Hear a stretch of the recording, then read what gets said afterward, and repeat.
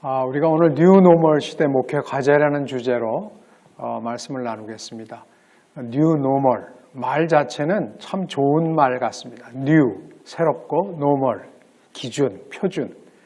그런데 이 두 말이 합치면 상당히 위협적입니다. 뉴노멀. 그래서 많은 목사님들이 사실은 이 뉴노멀 시대를 맞아서 굉장히 막막함을 느끼고 좀 당혹감을 느끼고 계신 줄 압니다. 저도 마찬가지입니다. 저도 뉴노멀 시대의 목회적 과제라는 주제로 강의를 하지만 당혹스러운 것 쉽지 않습니다. 12분 안에 맞춰야 됩니다. 이제 여러분과 한번 말씀을 나누도록 하겠습니다. 441177.5 이 숫자가 뭘 뜻하는지 여러분들 좀 상상이 되십니까?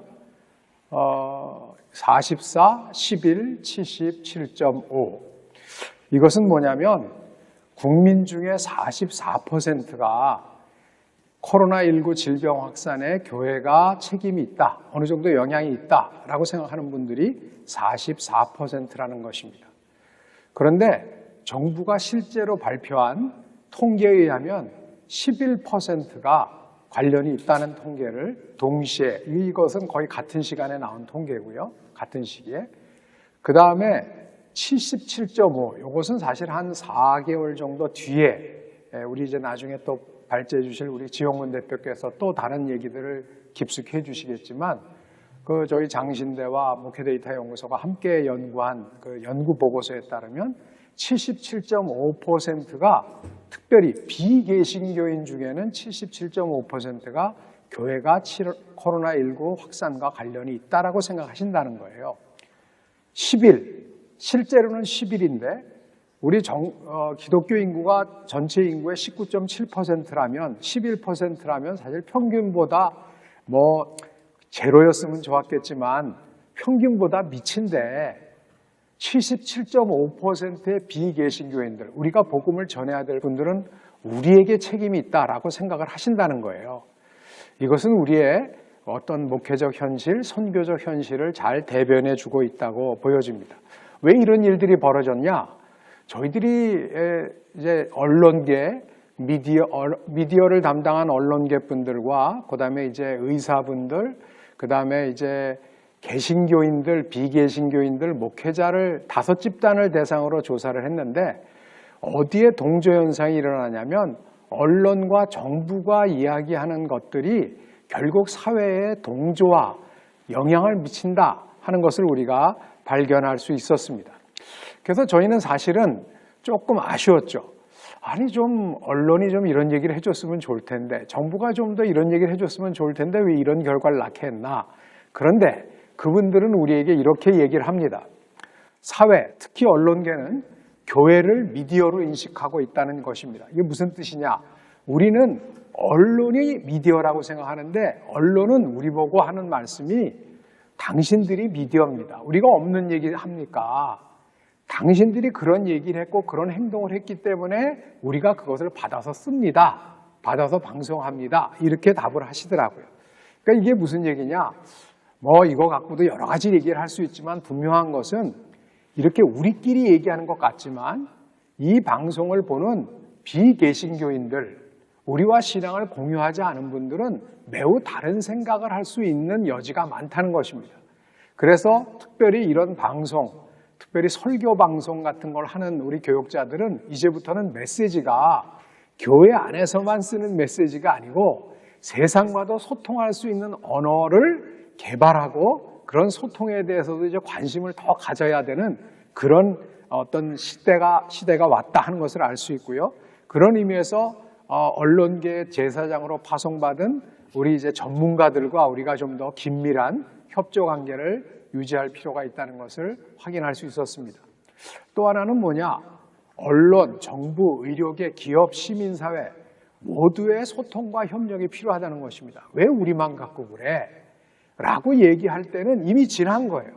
사실 우리가 이번에 코로나19를 대비하면서 대책위원회를 마련할 때 총회도 그렇고 노회도 그렇고 또 우리 자신들도, 저도 좀 반성을 하는 게 언론과 의료 전문가들과 시민사회와 함께 초반부터 우리가 대책위원회를 같이 만들어 갔어야 하겠다 하는 그런 반성을 했고, 해봅니다. 또 필요성을 느끼게 됩니다. 또 하나는 다른 건 다 좋은데 지금 우리에게 급한 것은 뭐냐면 아무리 환경이 열악해도 77.5%가 교회에 대해서 부정적인 생각을 가지는 분들이 계신다고 할지라도 50대 이상의 교우들은 교회를 떠날 일은 별로 없습니다. 그런데 문제는 뭐냐면 40대 이하, 그 중에서도 MZ세대에 해당하는 10대, 20대들은 교회에 대해서 그들이 와보지 못한 분들도 굉장히 계시고 교회에 들어와 보지 못한 분들도 많이 계시고 특별히 은혜를 받아본 경험도 별로 없고 교회에 대해서 좋은 경험을 가질 기회가 없었다는 거예요. 그런데 그들에게 계속 방송이나 언론이나 또 우리 자신들이 만들어내는 어떤 환경이 다 부정적인 이야기만 전해지다 보니까 이들에게 복음을 전하는 것은 굉장히 어려운 형편에 놓여 있다. 그런 의미에서 우리가 이러한 선교적 환경, 목회적 환경을 하루속히 개선해야 되겠다라는 생각을 하게 되는 것입니다. 이제 남은 시간 이제 한 6분 정도 남았는데요. 여러분들과 함께 이런 얘기를 좀 해보고자 합니다. 뉴 노멀이라는 것은 그냥 만들어지는 게 아니고 뉴 노멀에서 목회를 하려면 외부적, 내부적 상황을 이해를 해야 됩니다. 그러니까 우리가 이 세대를 알아야 본받을 걸 본받고 안 받을 걸 안 받을 거 아니에요? 영향을 받을 걸 이 세대를 모르면 모르고 영향을 자꾸 받게 되는 거죠. 그런 의미에서 우리가 이 세대를 분석할 필요가 있습니다. 특별히 크게 보면 뉴 노멀 시대의 사회문화적 특징은 특별히 우리가 관심을 가지는 게 이제 가치관과 세계관이 변하게 되어 있습니다. 아까 우리 박 목사님 설교도 해주셨지만 오늘의 이 코로나19 상황은 사실은 인간의 탐욕이 만들어낸 거죠. 인간의 탐욕이 물질 만능주의, 쾌락주의를 통해서 자연 생태계를 파괴할 수밖에 없었던 것. 그러니까 자연이 우리를 자기들은 방어를 한 것이 우리를 공격한 것이 되고 그것이 박쥐에게 있었던 바이러스가 우리에게까지 오게 된 것 아니겠습니까? 결국 이런 의미에서 가치관과 생태계에 대한 반성, 즉 복음 중심의 삶이라고 하는 것은 물질 중심의 삶이 아니었는데 우리가 지금 이루고 있는 문화에 대한 가치관에 대한 세계관에 대한 근본적인 반성을 하게 된다는 것이고요. 이것을 교회만이 하는 게 아니라 지금 세상도 같이 하고 있습니다. 특별히 이 시대의 가장 중요한 화두 중에 하나가 ESG라는 거 아니에요? 특별히 기후 위기에 대해서 많은 사람들이 걱정을 하고 있습니다. 이것은 그만큼 가치와 세계관에 대한 근본적인 반성이 일어나고 있다는 의미고요. 또 이런 기회를 통해서 불평등의 현실, 누가 그러더라고요. 말콤 글래드웰이 그런 얘기를 하던데 이 코로나19를 통해서 우리에게 알려진 건 이 세상이 농구를 하는 게 아니라 축구를 하는 거래요. 무슨 얘기냐? 농구는 슈퍼스타가 다 어느 정도 경기를 좌우하는데 축구는 한 명 잘해갖고 안 되고 특별히 축구는 구멍이 없어야 된다는 거예요. 약한 그 지점을 집중 공략하는데 바로 지금 이 코로나19는 우리의 약한 지점을 드러냈고 우리가 이것을 방어하려면 우리의 약점을 방어해야 된다 하는 것이 사실은 복음적 관점과도 상통하는 것이라고 보여집니다. 또 이제 세계화의 문제, 세계화되면 다 해결될 줄 알았는데 그거의 문제도 있고 인포데믹, 팬데믹만 중요한 게 아니라 나쁜 정보를 자꾸 만들어내는 인포데믹에 대해서도 우리가 좀 각성을 해야 되고 야고보서에서 그랬잖아요. 입을 조심하라고. 이제 그런 얘기들 다 성경의 말씀이 현실이 되고 있는 죄악된 현실이 드러나고 있다고 볼 수 있습니다. 이것이 이제 큰 흐름이고 사실 내부적으로 진짜 중요한 것, 교회가 목회를 할 때 우선적으로 고려해야 될 상황들이 여러 가지가 있는데 그것은 책자에 여러분들 가지신 교재를 보면 다 나와 있으니까 찬찬히 보시고요. 그중에 제가 볼 때 중요한 것만 몇 가지만 보도록 하겠습니다. 첫 번째, 대면과 비대면을 활용하는 방안에 대해서 우리가 구체적으로 봐야 되고요. 특별히 이번에 코로나19를 통해서 가장 타격을 덜 받은 교회는 공동체가 살아있는 교회, 가정이 굉장히 그 신앙의 중심으로 살아있는 교회들이 타격을 가장 덜 받았다고 합니다. 이것에 대해서 우리가 깊이 생각해야 될 줄로 압니다. 그 다음에 이제 후기 세속화 속에서의 교회의 역할. 지금은 교회에 대해서 공격을 하지만 사람들이 다 바라는 것은 뭐냐면 교회가 사회적으로도 좀 좋은 역할을 했으면 좋겠다. 공공적 역할을 제대로 해줬으면 좋겠다 하는 그 요청을 우리가 주의 깊게 들어야 된다고 생각합니다. 그 다음에 이제 또 하나 중요하게 우리가 가늠해야 될 게 인구 변화와 가구 형태의 변화입니다. 저도 개인적으로 가장 충격받은 게 우리가 세대, 가정하면 주로 저는 지금까지 3인, 4인을 생각했거든요. 우리가 설교를 할 때도. 근데 요새 보니까 1인 가구가 놀랍게도 39.5%고 2인 가구가 23.6%. 그래서 합치면 63.1%가 1인 내지 2인 가구라는 거예요. 이게 무슨 의미가 있느냐? 이게 이제 이 사회의 고독의 문제를 강화시키고 가난한 교인들을 더 양산하게 되고 가난을 넘어서 교회에 안 나가는 사람들을 양산하게 되는 굉장히 중요한 사회문화적 배경입니다. 왜냐하면 그전에는 가난한 교인이라고 하면 그래도 아버지, 어머니, 할머니, 할아버지랑 같이 있으니까 야 가자. 그러고 나갔고 당신들도 은혜 받은 게 있었던 거예요. 그런데 이제는 혼자 살다 보니까 그런 거에서 점점 멀어지는 거예요.